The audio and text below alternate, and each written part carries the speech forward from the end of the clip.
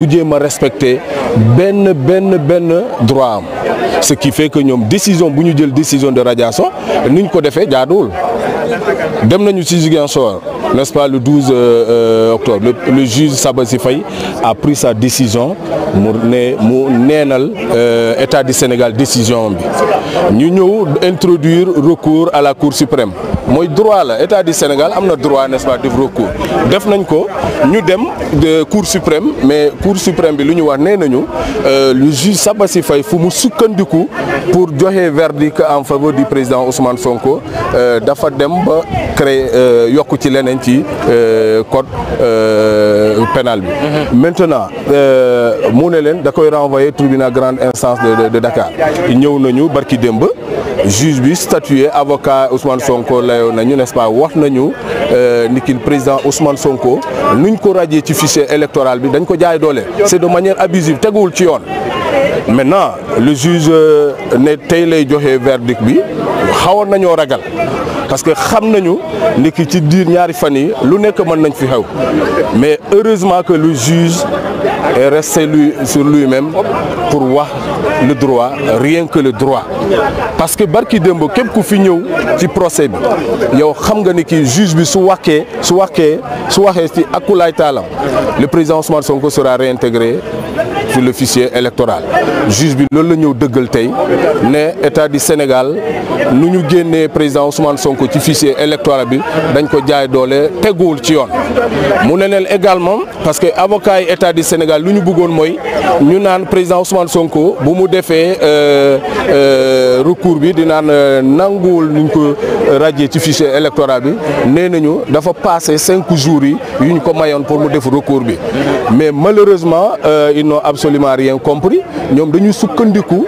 ci benn recours bi avocat Ousmane Sonko def au niveau de la CEDEAO nee nañu boo gisee avocat Ousmane Sonko def recours au niveau de la CEDEAO kon ñoom yëgoon nañu bu yàgg ni ki président Ousmane Sonko dañ ko radier ci fichier électoral bi alors que les avocats du président Ousmane Sonko lu ñu defoon mooy introduire une condition la ñu waxee su fekkente ne li ministre de la justice à son époque Ismaïla Madior Fall wax su dee dëgg la ñoom ñu ngi def recours pour ñu neenal la radiation du président Ousmane Sonko donc xam nga ñoom dañuy wax au conditionnel donc avocat yi de l'État foofu la ñu daanoo parce que ñoom dañu defe ne ñii yëg nañu dañoo wax ni que président Ousmane Sonko dañ ko radier ci fichier électoral bi kon loolu jaaduwul il fallait que ñu annuler kii bi mais heureusement que les avocats ont été très intelligents.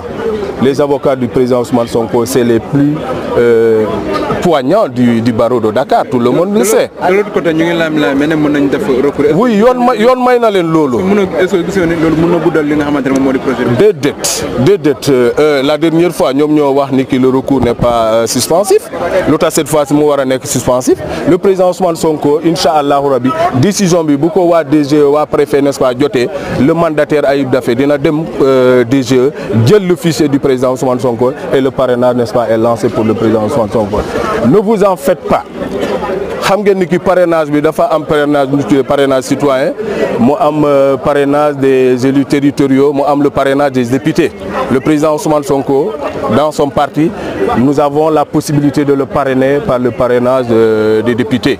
Même si à la dernière heure nous pouvons signer le dossier du président Ousmane Sonko et le président Ousmane Sonko dina bokk ci élection bi parce que c'est une demande sociale, c'est une demande de tout le peuple sénégalais. Kenn ku nekk gis nga tey bu ñu waxoon leneen xaj na fii ni leneen mënoon na xëj mais tey le peuple sénégalais est en train de jubiler. Maintenant il ne faut pas écouter certains avocats laudateurs xam nañu ñoom lu leen itteel mooy lan askan bi bañ a jubiler mais je demande au peuple sénégalais de jubiler. Partout où le droit sera dit, le président Ousmane Sonko a déjà remporté la bataille et c'est inéluctable. Le président Ousmane Sonko ira à l'élection présidentielle du 25 février et Inch'Allah Rabbi dina gagner l'élection parce que yéen ñëpp xam ngeen le peuple sénégalais Ousmane Sonko lañ bëgg. Comme Ousmane Sonko, c'est le candidat du peuple. C'est une demande sociale. Le peuple sénégalais est jubilé. N'écoutez pas les autres là qui sont en train de dire qu'il y aura un recours. C'est tout ce que j'ai à dire. Merci beaucoup. Yo, bàyyi nga ma fii te man Sénégal tey dama waroon a nekk plateau yéen déglu ma sama merci beaucoup.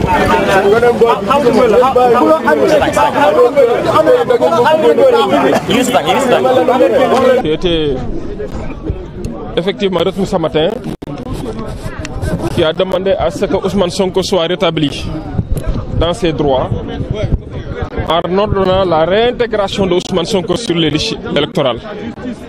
C'est ce que nous avions demandé depuis Ziguinchor et la justice sénégalaise vient d'ordonner que notre justice est indépendante. Pourtant, Ousmane Sonko a toujours dit que cette justice était celle de Macky Sall, qu'elle ne disait pas le droit. Et il avait dit Ousmane qu'il n'allait pas répondre, qu'il n'allait pas déférer aux convocations de Dame Justice. Aussi bien pour Mame Mbaye Niang que pour Adji Sarr, il a refusé de comparaître. Et pour Adji Sarr, il a été condamné par contumace. Et la condamnation par contumace a des conséquences. Donc, l'éviction des joutes électorales, des compétitions électorales. Vous ne pouvez plus être électeur, vous ne pouvez plus être éligible si vous êtes condamné par contumace. Et nul ne pouvant se prévaloir de sa propre turpitude, le sieur Ousmane Sonko, ayant refusé de comparaître devant la chambre criminelle, a été condamné par contumace et perd tous ses droits. Il ne peut plus se présenter à des élections. Donc aujourd'hui, lui qui disait ne pas avoir confiance en la justice de notre pays, cherche par tous les moyens à être réhabilité par la justice. Quelle contradiction! Donc, après la victoire qu'il a obtenue à Ziguinchor, qui prouve l'indépendance de la justice, nous avons saisi la Cour suprême qui a tranché en disant que le juge de Ziguinchor n'avait pas bien statué. Le juge de Dakar reprend les mêmes erreurs, fait la même chose que le juge de Ziguinchor. Nous allons faire la même chose en formant un pourvoi en cassation, en allant, en retournant devant la Cour suprême, cette même Cour suprême qui nous avait donné raison. Elle va encore nous donner raison, parce qu'elle ne peut pas se dédire, elle ne peut pas se contredire. Donc ce qui jubile aujourd'hui, bah, j'ai envie de rire, ils n'ont rien compris. Parce que ce qui compte en droit, c'est ce qu'on appelle la décision définitive. Et celle-là ne peut être prononcée que par la plus haute juridiction du pays, la Cour suprême. Donc ces gens-là, ils n'ont rien compris. Malheureusement, pour la plupart, c'est des analphabètes et des ignorants. Non, je ne parle pas de gens qui jubilent partout. Ils n'ont rien compris. Rira bien qui rira le dernier. Toujours confiant, parce que, contrairement au Ousmane Sonko, je sais que ma justice est indépendante, elle est bonne. Mes juges sont bons. Et là où un seul juge rend son verdict, tribunal d'instance, la Cour suprême composée de 5 juges apprécie mieux l'affaire pour trancher. Et la Cour suprême, c'est la juridiction suprême, supérieure. Aujourd'hui, c'est une bataille qu'ils ont gagnée. Félicitations. La victoire, la guerre qu'on va gagner, c'est nous. Donc la grande victoire, on l'attend. On l'attend. L'État a appliqué le droit. Écarter celui qui a été condamné par contumace. Comme disent, s'il n'avait pas répondu au juge, est-ce qu'il a été jugé contradictoirement? Est-ce que Ousmane Sonko avait comparu devant les juges? Avait-il défié le juge? Avait-il boycotté son jugement? Ce qui lui a valu ses déboires aujourd'hui. Nul ne peut se prévaloir de sa propre turpitude. Lu ko dal moo ko teg boppam li ko dal tey yëpp moo ko teg boppam. boppam bu ñëwoon wuy si attekat yi ñu atte ko kon tey lii du ko ci fekk waaye maa ko def te kenn du ko wax Olof Njaay mu ne déet waaye déet maa ko def wuy jiwuma oo nañ ma justice maa lànk ba bay dewu ba ñu contumace la contumace mooy doo bokk te élection waaw doo bokk te élection ngeen ngay bokk fay bokkee doo bokk fenn. waaye contumace bi parce que xam nga nguur gi xamoon nañ fu mu nekk ak yow. non contumace mooy ñu oo la waxuñ xam ñàkk xam de contumace mooy ku bañ a wuy ji déedéet fuñ ko bind non fuñ ko bind loolu ko waxul dëgg dama ni nee contumace mooy xamuñ fi nga nekk déedéet contumace mooy wuy ji woo jour atte bi ñëwoo mooy da ngaa daw défaut non defal nag non justice jéem a xam fi nga nekk vous êtes convoqué bu la yoon ooyee da ngaa war a wuy ji que ñu xam muy ñàkk xam li ci am solo mooy wuy ji mooy jox cër àttekat bi boo demul juge ne justement yéen défaut la bu dee cour d'assises wala chambre criminelle la ñuy wax contumace kon du ay xam ak ñàkk a xam nga lan la bañ a tax wuy si mooy daw mooy bañ a faale àttekat yi loolu mu am ay importance xam wala ñàkk xam fi mu nekk ñu woo ne Ousmane Sonko waxal gisuñu la fenn Ousmane Sonko ñaari yoon Ousmane Sonko ñetti yoon wuy si woo loolu mu am importance ñu ne ñu nañ ko wax àtte bi mais xam nañ fi mu nekk xamuñu ko loolu après la waaye li am solo ci contumace mooy ñëwal wuy si yoon nga ne maa lànk maa bañ justice Macky Sall la du ma fa dem du ma fa taxaw ñu daaj la jox la contumace ngay fu ne nga dugg fa Ziguinchor Dakar fu ne nga dugg fa yow koy waroo dem jël junni avocat te nga ne yow koy boo justice yow koo yab sa bopp ngay nax waay. merci maître dégg ngeen kàddu yi nga xam ne wax na ko.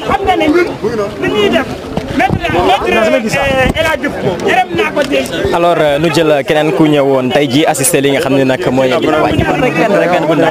moom daanaka moom wax ji moom mooy li ñu doon wax rek ñun moom li ñu taxoon a ñëw mooy seet si maanaam li nga xam ne moom la ñu topp boobu ba léegi maanaam ndam li fan lay mujjee.